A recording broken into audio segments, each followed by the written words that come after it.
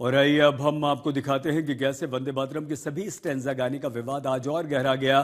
कांग्रेस कार्य समिति में पहले की तरफ सिर्फ 2 पद यानी कि 2 स्टैंजा गाने के निर्णय के बाद आज बीजेपी ने कांग्रेस पर हमलों की बौछार कर दी। कांग्रेस पर निशाना साधने की अगुवाई केंद्रीय गृह मंत्री अमित शाह ने की।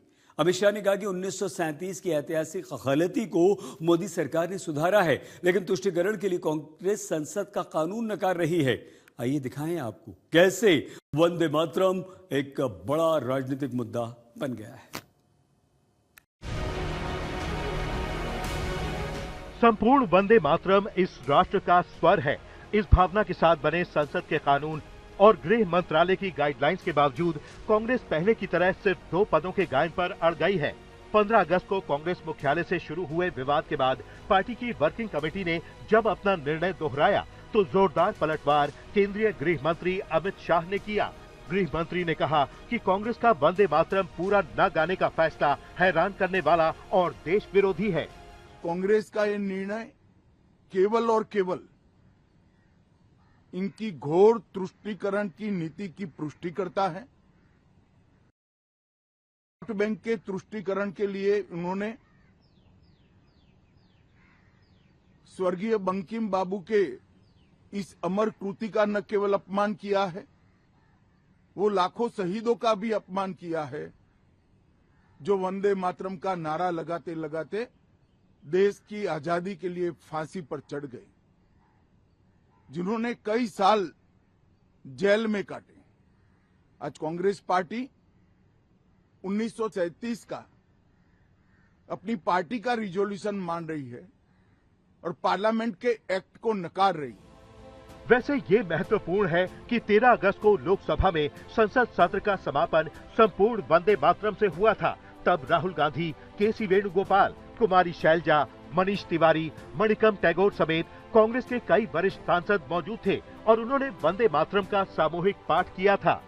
लेकिन पहले 15 अगस्त पर कांग्रेस मुख्यालय पर संपूर्ण वंदे मातरम बजने पर सोनिया गांधी कुछ निर्देश देती नजर आईं।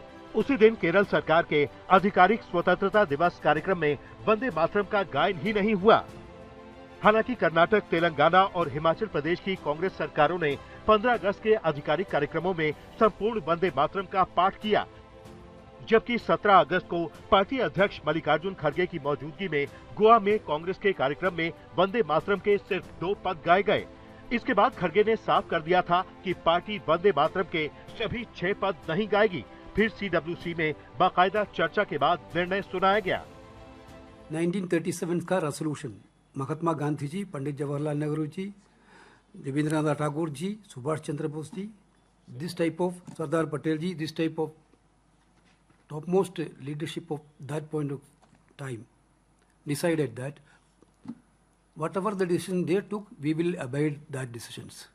We are very, very clear on that, that our Congress party workers will do that only.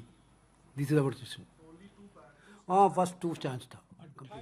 Vande Mataram पर कांग्रेस के इस फैसले पर बीजेपी अध्यक्ष नितिन नवीन ने एक्स पोस्ट में लिखा कि कांग्रेस ने अब अपने अपमान को एक प्रस्ताव की शक्ल दे दी है। उसकी कार्य समिति ने तय किया है कि कांग्रेस के मंचों पर वंदे मातरम के केवल पहले 2 छंद ही गाए जाएंगे। जब कुछ दिन पूर्व यही अपमान एक व्यक्ति के आचरण में उजागर हुआ था, तब कांग्रेस ने उसे संयोग बताकर टाल दिया था। आज वही अपमान कांग्रेस की नीति बन चुका है। कांग्रेस आज की नई मुस्लिम लीग बन गई है। बीजेपी सांसद निशिकांत दुबे का आरोप है कि राहुल गांधी जी जिन्ना के असली वारिस हैं। अब इस अटकलों पर विराम लगा दिया है कांग्रेस ने कि वो अब आज की नई मुस्लिम लीग हो गई है, क्योंकि जो जिद मुस्लिम लीग की थी 1937 में वंदे मातरम को लेकर, वही जिद आज संसद से पारित कानून के बाद कांग्रेस पार्टी की है वंदे मातरम को लेकर। बीजेपी के इस हमले के जवाब में कांग्रेस का पलटवार भी तैयार है। आपने पास कर दिया, संख्या बल आपके पास है, आप मेरे अधिकार से मुझे कैसे वंचित कर दोगे? मेरा अधिकार है कि मैं अपनी धार्मिक स्वतंत्रता बरकरार रखूं। मैं अपने अधिकार का इस्तेमाल कर रहा हूं जो मुझे संविधान ने दिया है। मेरा अधिकार है मैं अपनी धार्मिक स्वतंत्रता बरकरार रखूं। इस्लाम के अंदर अल्लाह के अलावा किसी की इबादत नहीं हो सकती, लेकिन इन्होंने राष्ट्रगान का अपमान कर दिया। 51 सेकंड का राष्ट्रगान, 312 सेकंड का राष्ट्रगीत इन्होंने पहले नंबर पर लाकर खड़ा कर दिया, इन्होंने राष्ट्रगान। कांग्रेस पार्टी और पूरा देश मानती है रविंद्रनाथ टैगोर जी को, महात्मा गांधी जी को, सुभाष चंद्र बोस जी को, जवाहरलाल नेहरू जी को, मौलाना आजाद जी को, आचार्य नरेंद्र देव जी को, पुरुषोत्तम टंडन जी को। ये जितने भी लोग 1937 के CWC मीटिंग में मौजूद थे और ये फैसला लिया गया था कि 2 स्टैंजा गाया जाएगा, ये देश को यूनाइट करने वाला है और 2 गाया जाएगा, उस स्टैंड पे कांग्रेस पार्टी कायम है। बयानबाजी हो रही है अमित शाह जी के द्वारा या किसी भी भारतीय जनता पार्टी के नेताओं के द्वारा, ये सिर्फ डाइवर्शनरी टैक्टिक्स है, ये सिर्फ ध्यान भटकाने के लिए ये सब कर रहे हैं। वंदे मातरम पर दोनों ओर से खिंची तलवारें बता रही हैं कि इस पर सियासत अभी रुकने वाली नहीं है। आज तक ब्यूरो।